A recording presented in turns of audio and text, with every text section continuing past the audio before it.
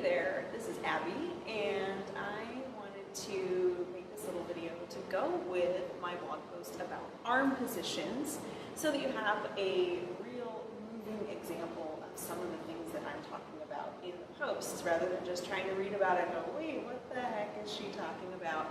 So with belly dance, right, you are so focused on those really tight and technical torso and hip articulations, your connection with the audience, your musicality, and all of those things, right? You're working on all of those skills and those concepts, but what do you do with your arms? So one of the things that I first learned when I was starting the belly dance was that your arms are your frame for the movement that you want to highlight, and they're frames for your body. So the more advanced you are, the more movement and fluidity your arms can have, but I find that it's really good for beginners and intermediates to have set positions that their arms can go into. And I want to talk about 4 or 5 of those arm positions that I feel like kind of give people trouble. And the first one is that what we call modified second, and that is the basic belly dance arm line. So the way that we get into it, right, we have our second position, which is that Euro-American ballet second, and we modify it by pressing out the palms. And we're still long along the back and top of the arm. The fingers are long, right? There's not a lot of stiffness or tension in the fingers themselves. And so this position actually, even though it looks really simple, can be really difficult to hold for really long periods of time. And you'll develop that over time, right? And the big thing that I see dancers do is they start collapsing the elbows in and the wrists start coming up. One of the things I see dancers do with this position is that they lose the energy in the arms, and that means that the energy underneath the armpits starts to deflate and the energy in the back. So you'll notice here the arms themselves are not held up by the muscles on the top of the arm. These are where the deltoids are, and not with the biceps either. The triceps are working pretty hard for you, so they're lifting up, they're keeping those elbows lifted. And it's actually the muscles along the back of the shoulder blade and underneath the shoulder blade. So your lats, all these muscles along the shoulder girdle.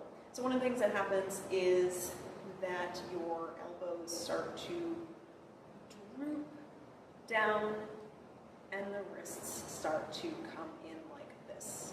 And this is usually what happens when a dancer is so concentrating on their finger symbols or their hip work that they forget about their arms. This can be really difficult too if you have really long arms, because you might feel that you're taking too much space, but really it's just relaxed, it's out to the side. So really think about inflating the space underneath the armpits. The wrists and the fingers are long. The elbows are slightly above the wrists, and the elbows are also slightly below the shoulders. And one of the things I like to do is do a little check. So check out, if you lift your shoulders like this, right, you're engaging your trapezius muscles, and then relax. And then also pull down your shoulder blades and feel how stiff and immobile that is, and then relax. So lift up, and then relax, and then press down, down, down, and relax. And keep the elbows long. And don't forget to check yourself out in the mirror and make sure that you are keeping this position and that these muscles back here are doing the work for you. The other position, another position that I find causes a lot of students difficulty is actually this position. It looks really simple. It's based on first, sort of that ballet first, but it's a frame for the hips. This blocks the hip work. You don't really want to be dancing like that unless you're passing through that position into another one. So framing the hips, whether or not it's to the side, right, or from the front. And you'll notice here, my elbows are quite far away from around my rib cage. And this is really big, important part, this arm position, is that the elbows are out. It's almost like they're inflated. So you can deflate them and then inflate them. And then my wrists, right, the line of the top of the wrist is really long, and the line at this soft underside of the wrist is also really long. So things that I see happen with this arm position is that the elbows deflate, right? Now you're eliminating that nice negative space in between your elbow and your body, or the fingers start to curl in, and notice how that breaks the arm line, right? So the fingers point down and your wrists are long. So sometimes if a student is letting their elbows fold in like this, I'll tell them, you know, elbows out, but then this happens, right? And then their chest collapses a little bit, and that is also not what we want, right? We want lift here and a little wrap here in the upper ribs, the upper abdominals. And the collarbones need to be open. So I learned something from my Alexander technique teacher in grad school, and she said it's like the collarbones, right? They're spiraling open, and they just spiral open. So you're allowing them to open out into infinity rather than wrenching them open, the muscles in your upper back. So you're spiraling these open, right? And then your elbows are out. It's like you have little strings on your elbows, and they're just pulling out to the sides.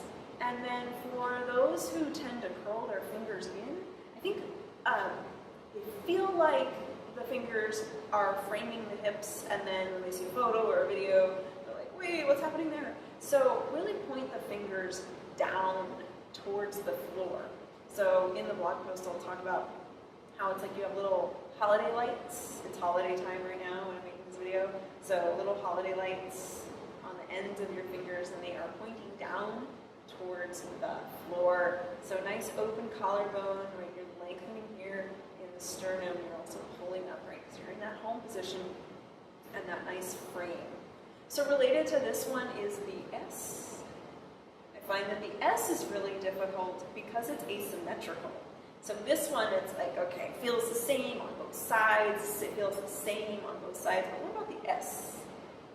Right? You have one arm in fifth, the other in first, but it's framing the hip. So in my fifth position, right, I can turn. You can see my face. I'm not blocking my face. Elbows are out. I have this nice long shape here in the wrist, right? I'm not letting the wrists flop down. See how that breaks the arm line? Fingers are slightly lifted, and then also that nice fifth position will be right above, kind of right above, but in front of the crown of the head. And then this position, this arm here, that's that frame that we just talked about. So it's that, right? So you still have that arm. So feeling inflated, so you create that nice negative space here. And the tricep here is really working hard for me. So here, this is great for that nice counterclockwise pivot. Woo, right? But check yourself out in the mirror. Again, that's why dance studios have mirrors. So don't be afraid to look at yourself and be like, okay, how do I make this sort of S shape? I just thought it kind of looks like a barrel of monkeys. Same here on the other side. So, right, your tricep is really working on that bottom arm, and I'm not letting the trapezius here, this big wide neck muscle, pull my arm up into my ear. It's relaxed. I'm relaxing the shoulders on the back of the ribs. So that's that S. And I find that this is actually quite a difficult position for people to find as they're going in and out of other arm positions. So then the last one that I find is quite difficult for people is the high V. The high V. This one's tricky because we have an idea of what our body is doing, and then we look in the mirror and we're like, wait, that's not happening at all. So the high V is tricky because you have to create the illusion that your arm is straight without the arm actually being straight. And what I mean by that is that you don't want to lock the elbow. So one of my arms is a little more hyperextended. So you can see I have a little bit of hyperflexibility in my right elbow, and it overbends. So if I were to do the high V with that, it's breaking the line. Even though I feel like my arm is straight, the line is actually broken. So I have to soften that, right, to make a high V. And again, my elbows are not bent. They are out. And then the palms are out. This one, of course, comes up a lot in that level 2 finger cymbal drum solo for our Salonpur friends, right? This is something I find that dancers have a lot of trouble with. And one reason is that hyperflexible elbow. Some of us have crazy flexibility in the elbows. Another is the ever-present trapezius shoulder problem. And the other is the lazy elbow. So this is not a high V. This is a high U-ish something. Right? High U would actually be more like that. So palms are out and you want the illusion that your arms are straight. So there's energy around the elbows without them locking out into place. So I really encourage you to look in the mirror, look at your arms, and see if you are making this really clear architectural shape. So arm position, right? We have our modified second. The palms are pressed. We have the frame, the hips, without letting the collarbones fall in or letting the elbows collapse, right? You want to create that shape.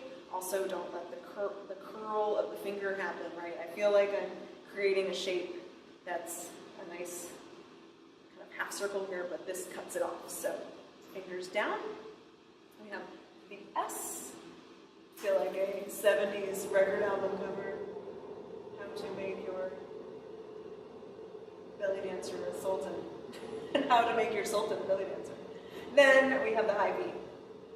So high V, right? You're gonna relax those shoulders and check out your elbows in the mirror. So those are just a few arm positions that I find that a lot of dancers have tricky time finding and keeping. So I hope you enjoyed this and the blog post that goes with it, and the link is in the description. So I will see you soon. Bye.